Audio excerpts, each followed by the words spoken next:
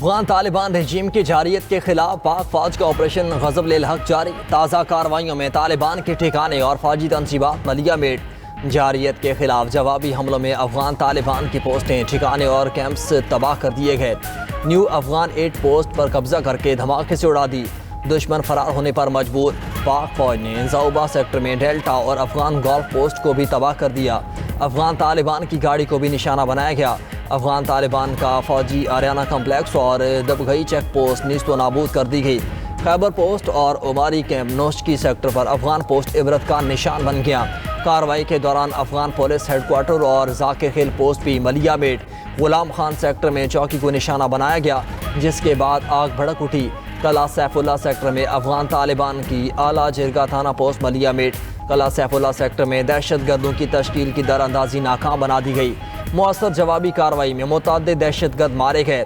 پاک فضائیہ کی ننگرہار میں کارروائی میں افغان طالبان کا بریگیڈ ہیڈ کوارٹرز تباہ، بٹالین ہیڈ کوارٹرز کو بھی نشانہ بنایا۔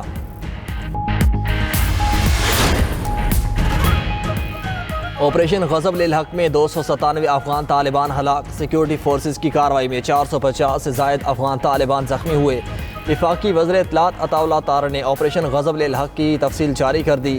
ایکس پر پیغام میں لکھا کہ پاک فوج نے دشمن کی 89 چیک پوسٹیں تباہ کر دیں۔ 18 افغان چیک پوسٹوں پر پاکستانی سیکیورٹی فورسز نے قبضہ کر لیا۔ افغان طالبان کے 135 ٹینک اور عسکری گاڑیوں کو تباہ کر دیا گیا۔ پاک فضائیہ نے افغانستان بھر میں 29 مقامات پر کامیابی حملے کیے ہیں۔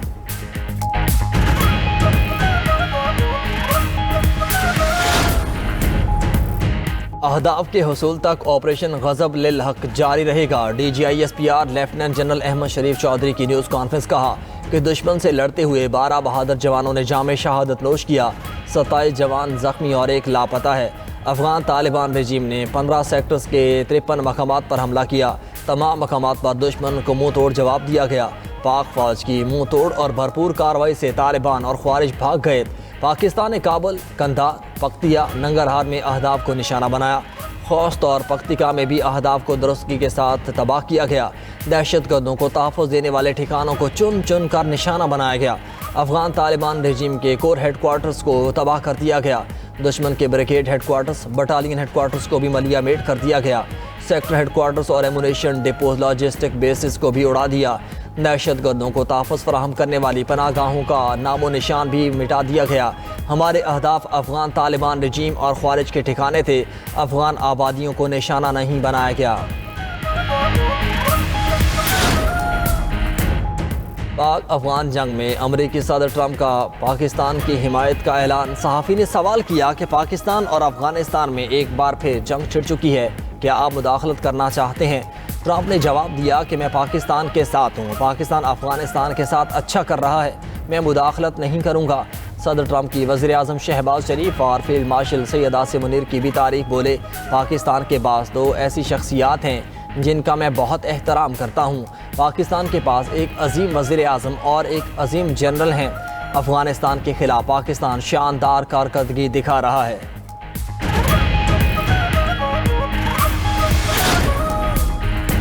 حقانی صاحب، ہمارے دشمن کو بے شک اپنے گھر بسائیں مگر دشمن کا کردار ادا نہ کریں، اپنی سرزمین ہمارے خلاف استعمال نہ ہونے دیں۔ وزیر دفاع خواجہ آصف نے ایکس پر پیغام میں کہا کہ حقانی صاحب، آپ کی ماضی کی جنگوں میں پاکستان آپ کے ساتھ کھڑا تھا۔ حقانی صاحب، آپ کے خاندانوں کی دہائیوں تک ہم نے مہمان نوازی کی۔ لاکھوں افغانی ابھی بھی پاک سرزمین پر پناہ گزین ہیں۔ سوویت یونین کے خلاف ہم نے مل کر جنگ لڑی۔ آپ کا اور ہمارا ایک ہی ہدف تھا اور یہ ہدف آپ کو اور ہمیں امریکہ نے دیا تھا۔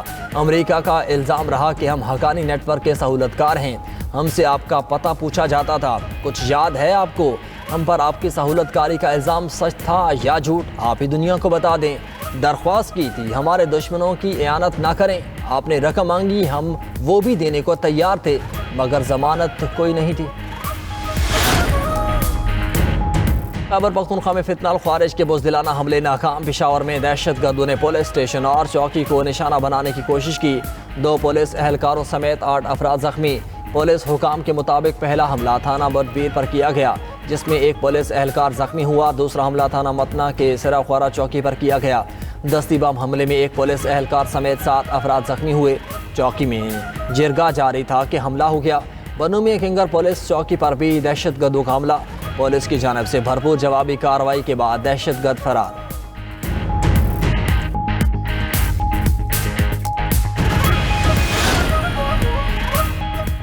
ایران کے ساتھ مذاکرات سے خوش نہیں، امریکی صدر نے واضح کر دیا۔ ٹیکساس میں تقریب سے خطاب کرتے ہوئے ڈونلڈ ٹرمپ نے کہا کہ ایران کا مذاکرات میں آگے نہ بڑھنا افسوسناک ہے۔ ایران کو کسی بھی سطح پر یورینیم افزودگی کی اجازت نہیں ہونی چاہیے۔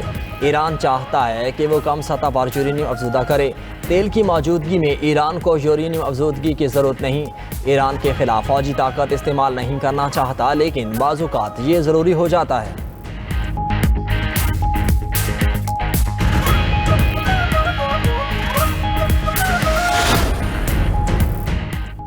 اور انگلینڈ کی جیت سے پاکستان کی سیمی فائنل کھیلنے کی امید برقرار۔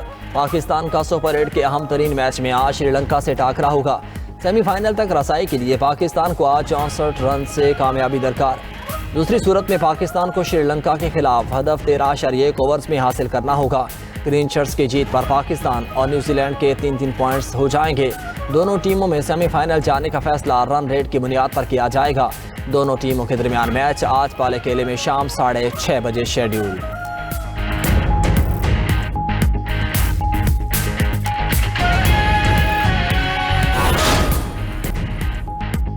برازیلی شہر سے پولیس نے 3 ٹن منشیات برآمد کر لی، 6 ملٹری پولیس افسران سمیت 11 افراد گرفتار۔ حکام کے مطابق منشیات کی قیمت $1 کروڑ سے زائد ہے۔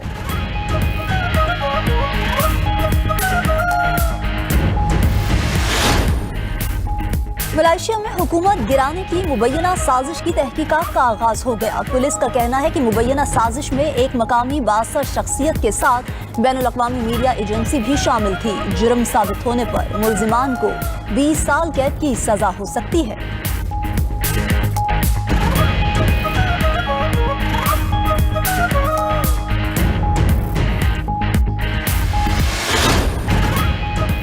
T20 ورلڈ کپ سپر 8 کا ایک اور سنسنی خیز مقابلہ، پاکستانی نژاد ریحان احمد نے میچ نیوزی لینڈ سے چھین لیا۔ ریحان احمد 7 گیندوں پر 19 رنز بنا کر ناقابل شکست رہے۔ ول جیکس نے 18 گیندوں پر 32 رنز بنا کر ان کا بھرپور ساتھ دیا۔ دونوں کی بہترین اننگز کی بدولت انگلینڈ نے 160 رنز کا ہدف 3 گیندیں قبل حاصل کر لیا۔ آل راؤنڈ کارکردگی پر ول جیکس کو پلیئر آف دی میچ قرار دیا گیا۔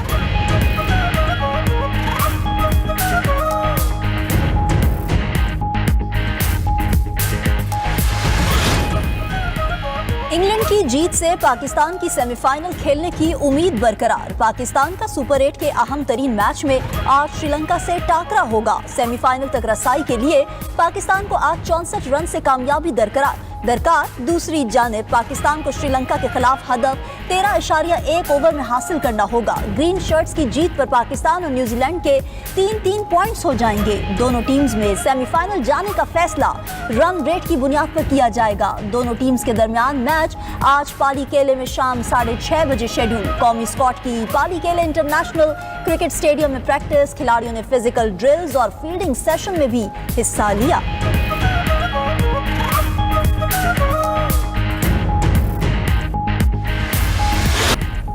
انسٹاگرام نے بچوں کی نامناسب مواد تک رسائی روکنے کے لیے نیا فیچر متعارف کرانے کا اعلان کر دیا۔ کمپنی کا کہنا ہے کہ خود کو نقصان پہنچانے والا مواد تلاش کرنے والے بچوں کی اطلاع ان کے والدین کو دی جائے گی۔ فیچر 2 ہفتوں میں امریکہ، برطانیہ، آسٹریلیا اور کینیڈا میں دستیاب ہوگا۔